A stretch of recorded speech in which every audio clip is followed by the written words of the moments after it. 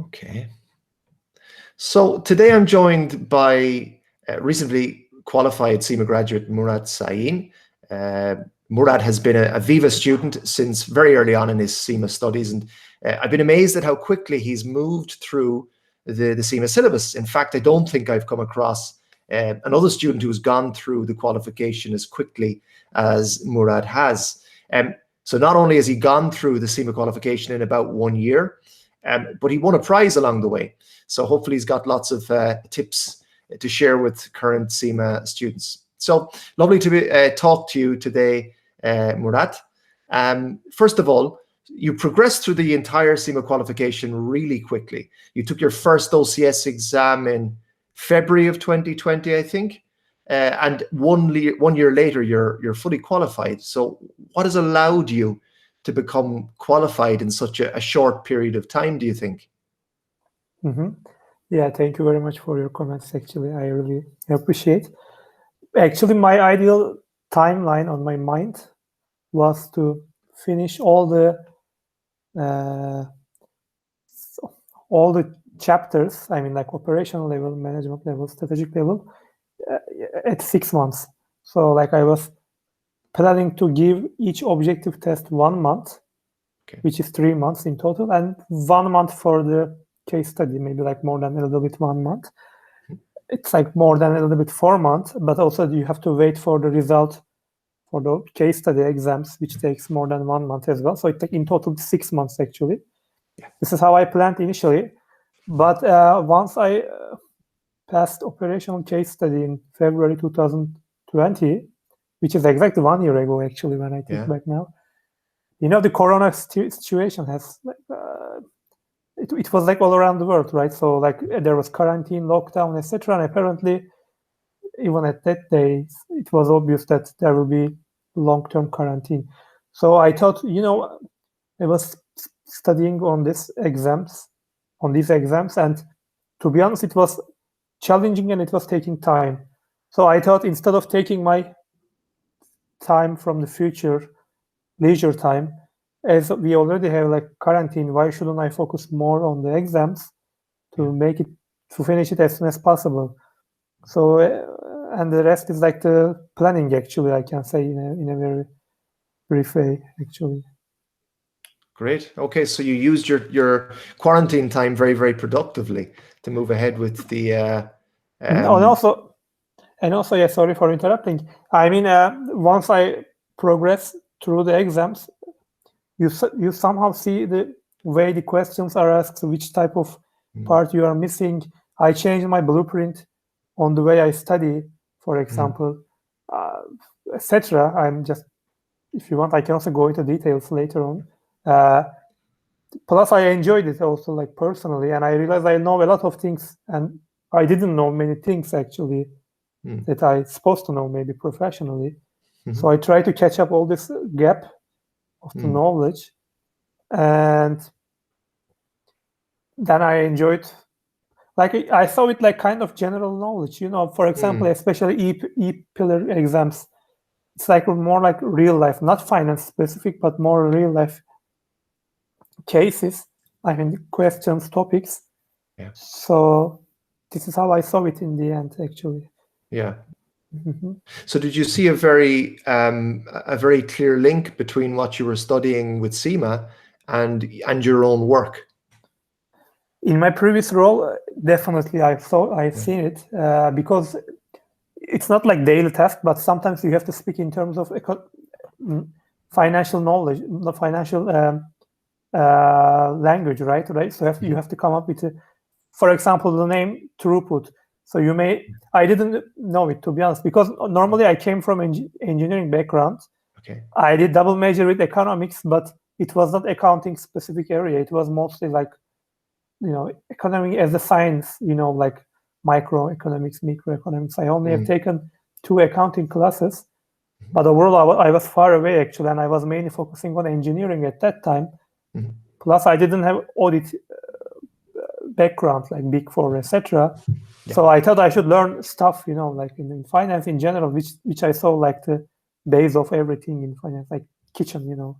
So that's why I was motivated a lot, actually, personally. Great. And did you receive any exam exemptions, or did you have to take, all of the exams at the professional level? Yeah, I have received the exemptions from business accounting, BA part, BA1 to BA4. The certificate level. Yeah, my first one was E1, actually. My first exam was E1. But you did all of the exams at the professional level. So when I say the professional level, it's E1, F1, P1, OCS, E2, F2, P2, MCS, E3, F3, P3, SCS. So 12 exams. I need to make a correction. I didn't officially finish it in 1 year, but it was more like 16 months, I can say. 16, because I started E1, F1 in the second half of 2019, even like maybe August, I don't remember the exact time, but before COVID, and for P1 as well. And I finished these 3 exams in 2 months, but I remember I didn't know that there was a deadline to take case study. Yes. So I couldn't make it, and the thing is, the syllabus changed. So I had to study for E1 mostly. I have to study again.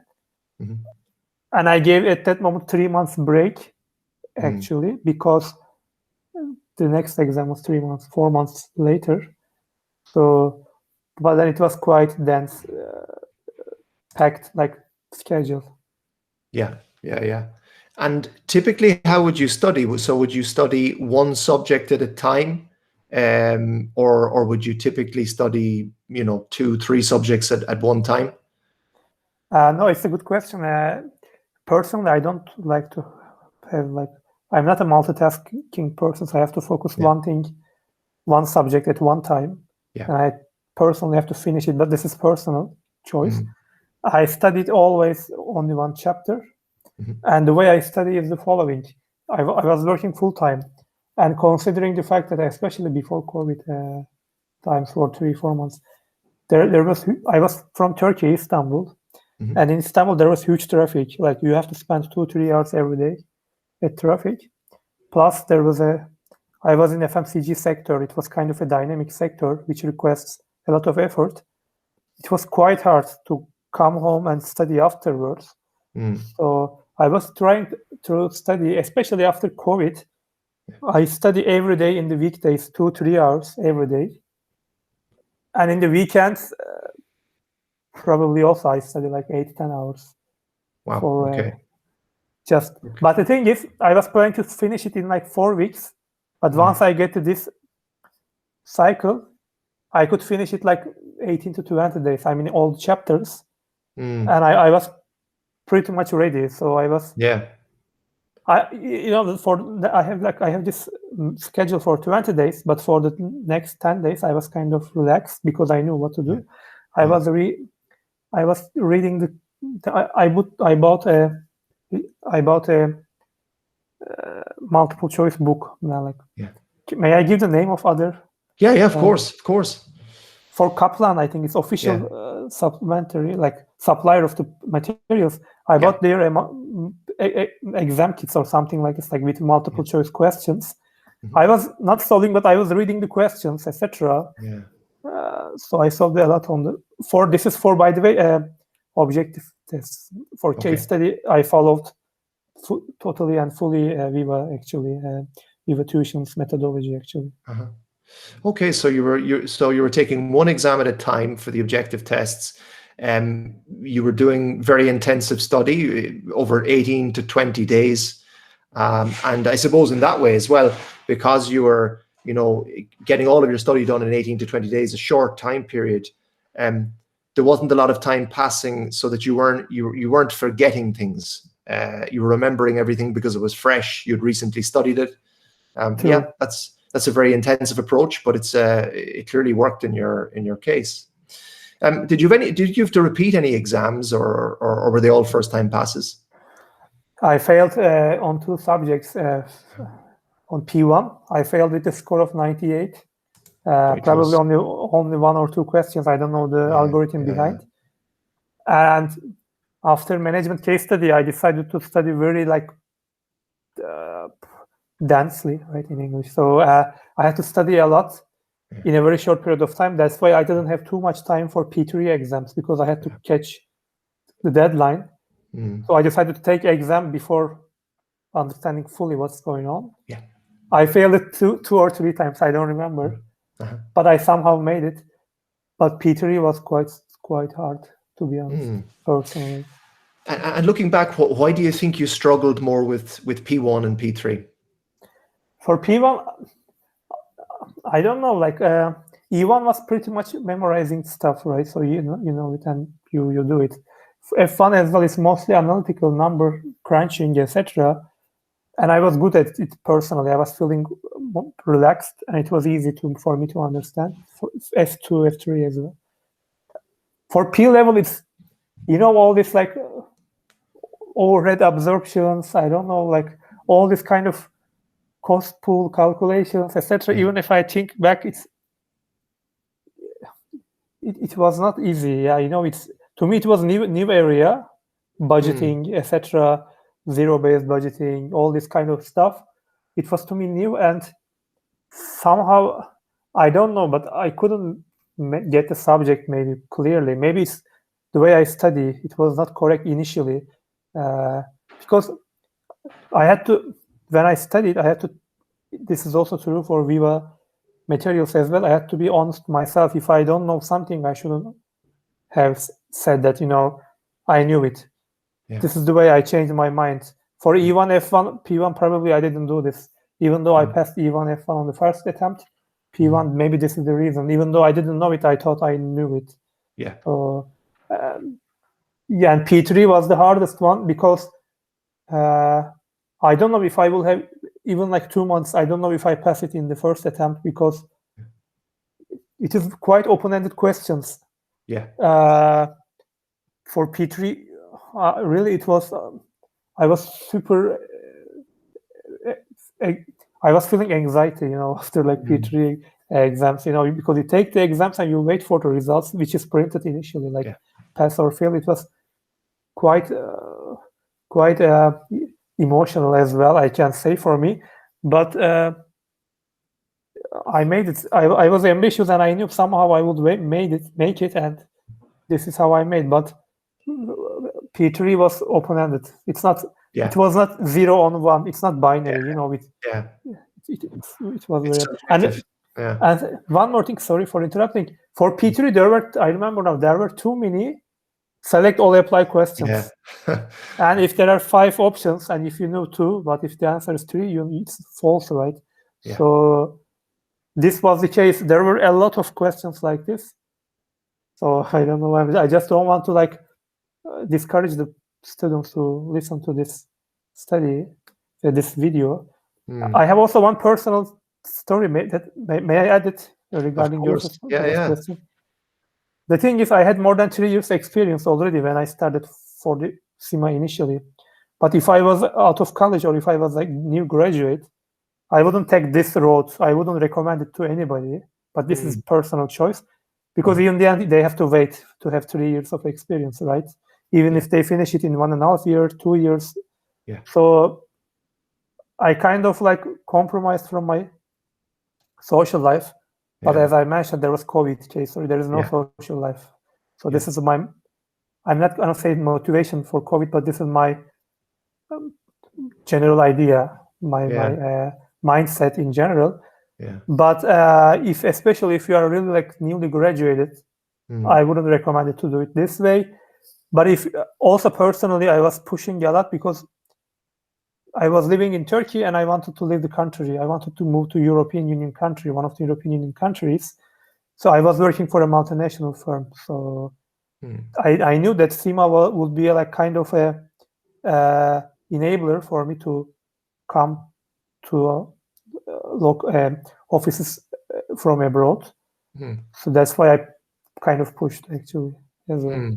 No, it's interesting what you say. Your own personal experience is that you did the exams in a very short period of time, very, very intense, that it was your project during COVID, but you wouldn't necessarily recommend it to people who are, just leaving university or something like that. I think both approaches have their pros and cons. So, going fast through the qualification, Obviously, you get to the end goal much faster. You can get your life back. You can once you've done the qualification, it's obviously very favorably viewed by employers and all of that. It gives you career opportunities. But if you work through a qualification really fast, you probably you don't study the material in depth in the same way. Whereas if you take a slower run at the qualification, let's say you do it in 3 years, you can take more time to really understand each subject. And obviously that is the benefit of going a little bit slower. So I suppose it depends on the stage of your life that you're in. It depends on your personal preferences as well. But very interesting. So what were your favorite subjects then, Murat, and why? Yeah, F1 and F2, I can say, because it's, in the company, in the work, we were going through all P&Ls, all the balance, all this like financial reports from top to the bottom, like from how it started with revenue, etc., up until the like profit, right? Like the operating margin, then like net earnings, etc. So I saw a lot that it was mainly matching what I was doing in the corporate life. So I also personally like crunching numbers. So that's why F1 for me was quite enjoyable. But the thing is, the first part, the first week, maybe first 2 weeks of studying F1 was quite tough to understand what's going on. The beauty of it is once you understand everything, it's like flowing, like you could follow everything what's going on. And in the exam, if you study, you see like questions in the like full P&L picture, right? Like with all details. But in the exams, they give you only like one glimpse of P&L part. So it was, I found it easier, to be honest. This is valid for F1 and F2. So like also personally, if I go and try to read through the annual reports of a firm, like publicly quoted firms, I can easily understand, and it's thanks to CIMA actually. Yeah. And what about then your least favorite subjects and why? Yeah, the one that I failed, it was obvious, right? Like P3 was the least subject because chapters were fine. It was super helpful for me, like all this. I don't remember currently exact names, but the one with security, IT security part, etc. Like this cybersecurity. Cybersecurity, yeah, exactly. Malware, right? Malware, spyware, all this kind of stuff. I didn't know detailedly what they meant. It was super helpful, but you have to pass the exam, right? It was tough as mentioned because the questions were not clear.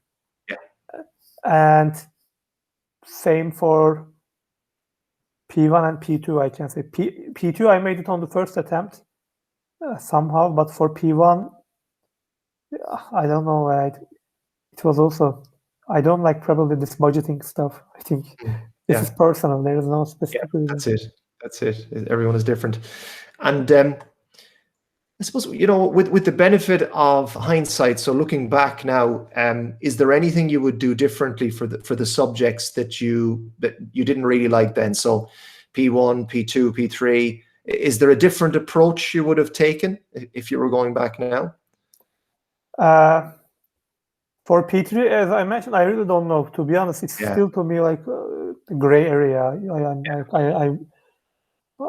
I could pass on the first attempt, but it will be a little bit of luck.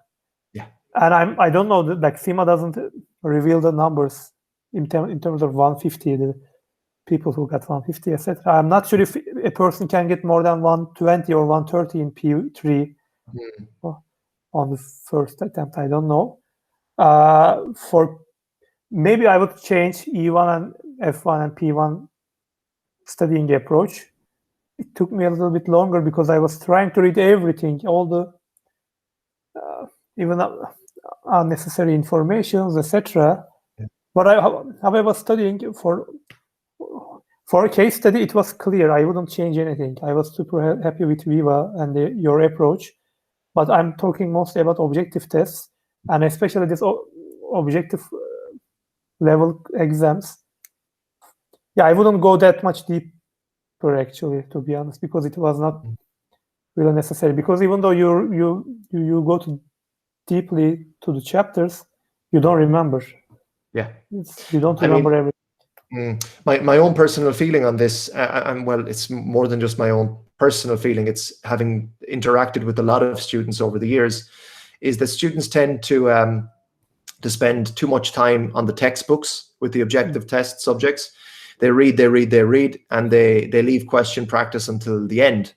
What students, I think, need to be doing is spending less time with the text, and as a good introduction to a subject, they should be looking at videos instead, probably, because they're easier to consume, and they give you a good idea about what the topic is about. Then to do lots of questions, and you start to identify your weak areas. And when you have identified your weak areas, then you go to the textbook and you look at the weak areas and you read in detail on the weak areas. So that, I think, is a more efficient approach to the objective tests. But every student is a little bit different.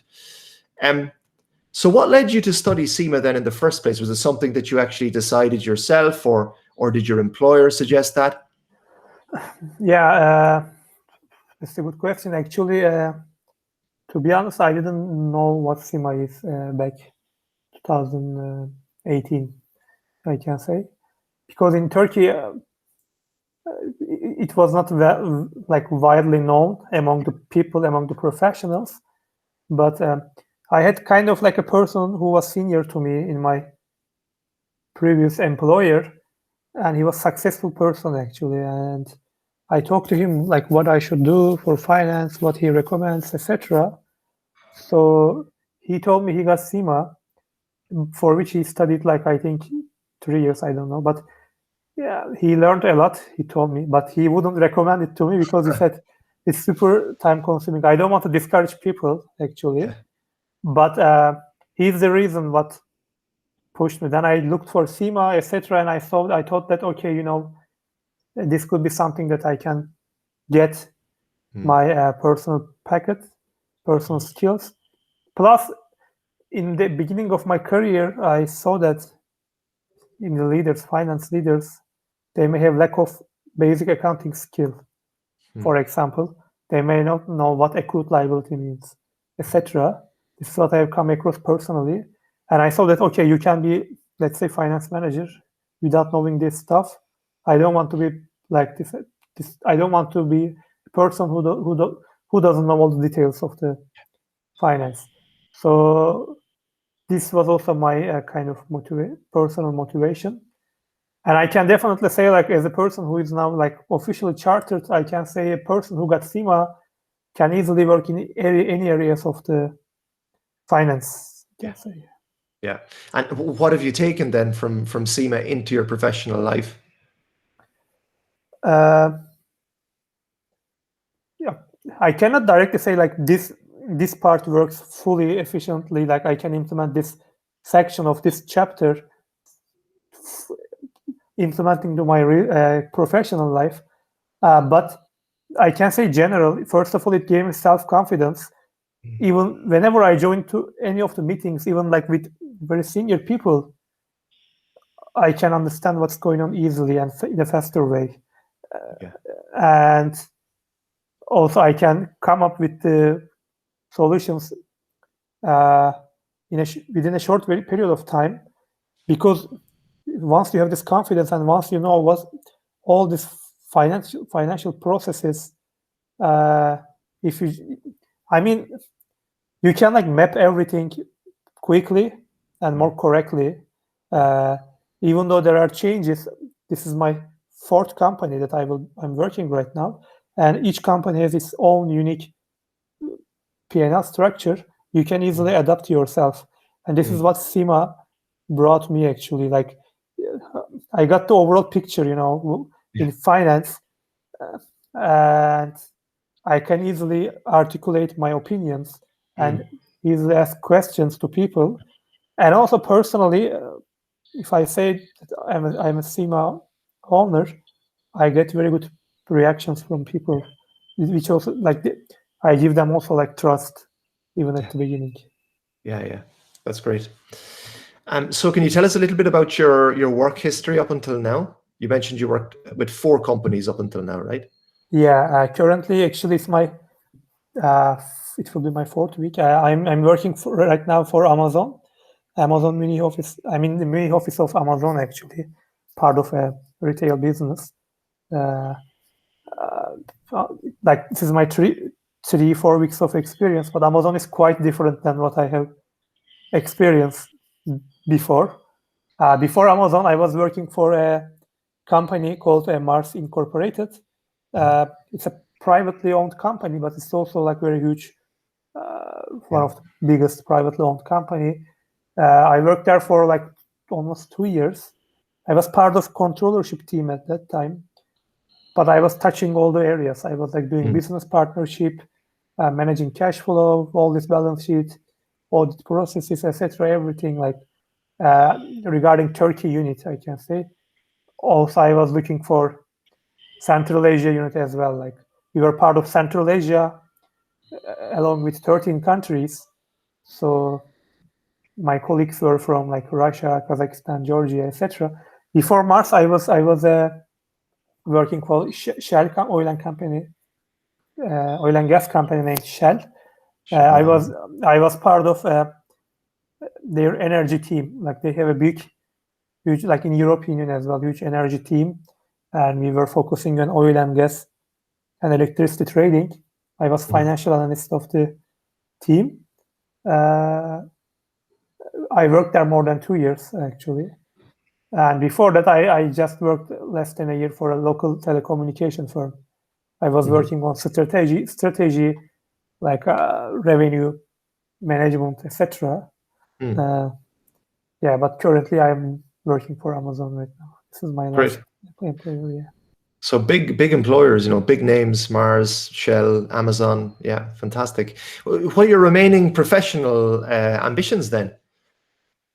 Yeah, to be honest, after CIMA, I don't want to carry on any of these additional certificates because I think CIMA is like similar to master's degree, right? You have all this timeline, all this dedication, effort, knowledge, know-how, etc. I don't want to go for MBA or any other program.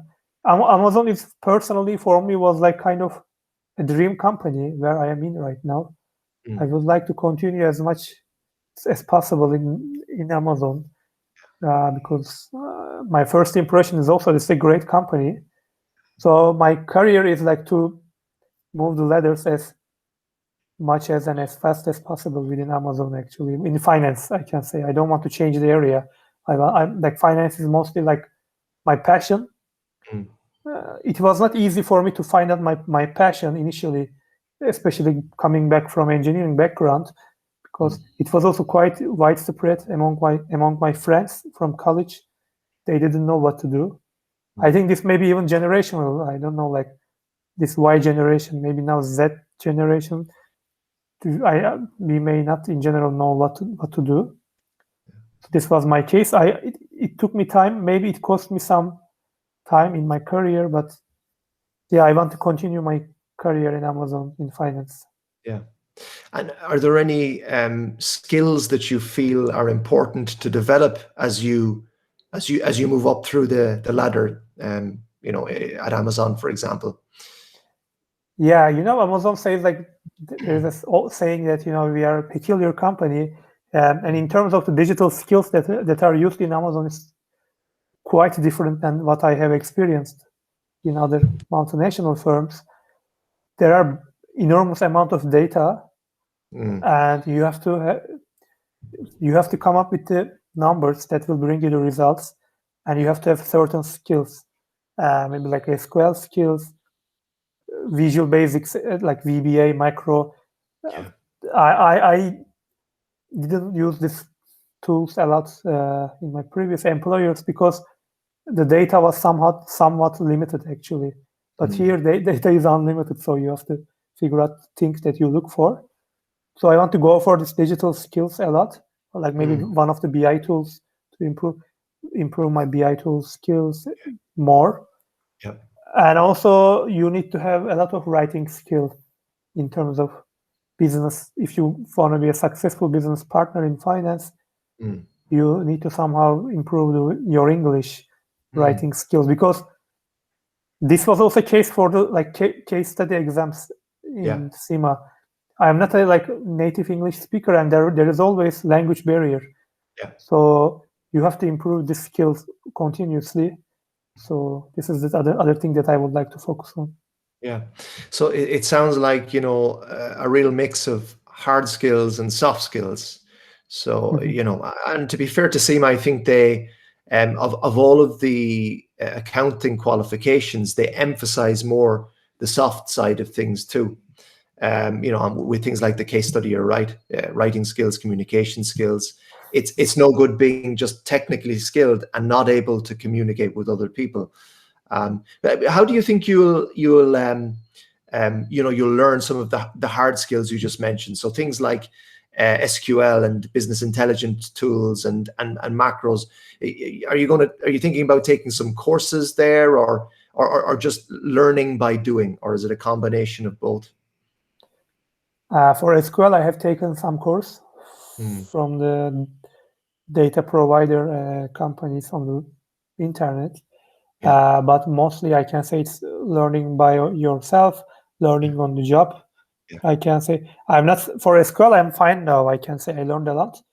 But for VBA macro, the beauty of the internet is that there are too many already written codes, documents, etc. You can copy and tailor it according to your needs, right? So I think this is in general for the codings, as far as I know, like software developing, etc.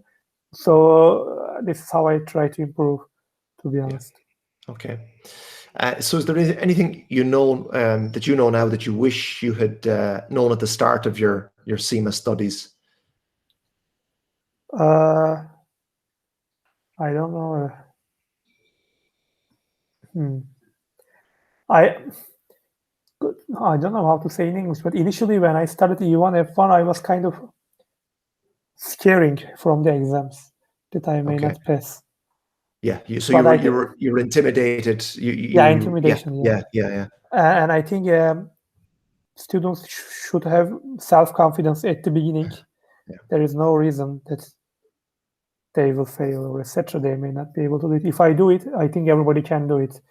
If I do all these 3 case study exams in 1 year, everybody can do it. This is my general mindset. So that's why they should. I think I shouldn't maybe scare in the beginning. I shouldn't be intimidated by the topics, subjects at the beginning. And what can I say? Yeah, this is the thing that comes to my mind for now, actually. Yeah. So you ranked second in Europe for the August 2020 MCS exam. What do you think was, what were the most important things that led you to becoming a prize winner? I think here I can give I can tell more about VIVA here, actually. I for management case study as well, I have taken VIVA full pack, I think. The one with the lifetime guarantee. I don't know the name of the exact pack. And I saw a lot of benefit of the package of the VIVA. First of all, I always follow the following sequence. I watched case study analysis that you do in detail, and I read it. Then I read it by myself after watching your videos initially, and I go through it 3-4 times.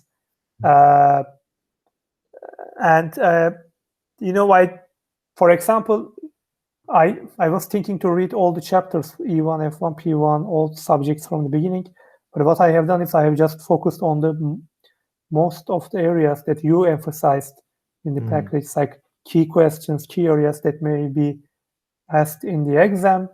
And other than that, also the mock exams. To be honest, I was failing whenever I was solving your mock exams. And this is the area that language barrier comes into play. I mean, like, I couldn't beautifully articulate my opinions in English. Not as good as in your sample answers in the exams. I write the exams, then I read your answers for example, I see that we think the same. However, I wrote it in 3-4 lines, but you wrote it maybe somewhere more than 8-10 lines. So it was kind of tough and challenging for me. So I try to improve my skill as much as possible with solving mock exams. I was like starting with the score of 50 out of 100, and it was going all the way to 70 out of 100. And in the exam, I think you need 56 out of 100, like 80 out of 150. So once I fail, I didn't I was not feeling demotivated because I knew this is the learning opportunity that I knew it before the exam. And also in the exam, you need also a little bit of luck in terms of the range of your score. You may get 90, you may get 110, 120, etc. There are different, as far as I know, there are 5 different modules for each case study. And for some questions, you may have better ideas. For some questions, you may not. For me, I was easily articulating the answers for all questions in the exam, plus 1 or 2 questions were exactly the same that you asked in the mock exams, like exactly the same. And it was also quite supportive for me. And yeah, that's all I can say, actually. Yeah. Well, I think, your advice there is great. So mock exam practice is probably the key thing. And more than that even is having some of your mock exams marked by a tutor. So getting the feedback. And I know a lot of people, just as you mentioned at the start of your CIMA studies, you're intimidated with the first exam or two. Students are always intimidated by the first mock exam or the second mock exam. They're nervous. They feel they're not ready. But it's so important to sit down and do the mock exams because you make your mistakes there. You're not waiting until the exam day to make all of your mistakes. You're making your mistakes and you're getting corrected. And then when you sit the exam on the exam day, you're much, much less likely to make the same mistakes. So great advice. So you've been a VIVA student right since the start of your CIMA study, I think. So what is it about VIVA that you like? Yeah, I like to be honest, like I started with operational case study with VIVA and I passed on the first attempt. Then I said, it works, I will continue this way. So I had the same in management level and strategic level. So as mentioned, I really like first you have the general view on I don't know in the VIVA language the topics, but you first go through the case study, right? Yeah. I mean the pre-seen material, all the details, which is great. Plus you also, because you have experience, right, for all these case studies with a couple of people, experts, you have this detailed warnings, right? Like you say there might be a question coming from here, etc., which I was personally, I was trying to add this kind of information in the answers in detail. Like, even though there is not exact one-to-one questions, you may use all this information. If there is any difference in the, let's say, DSO, DPO days, etc., very detailed accounting knowledge, you can just put it to the question. You can say, besides, DSO numbers changed slightly, a little bit of this, which indicates that there is a problem on this company, etc. All this kind of reference to the material. I think the CIMA exam providers, they like this kind of answers, actually, to be honest. This is the thing that I liked. I like the lifetime guarantee option as well, because it gives you guarantee that if you fail, you can take it again. So this is also really, this is really generous. Actually, I like this one as well. And also, personally and maybe psychologically, once you make all these 5 mock exams, I feel myself, okay, I'm ready.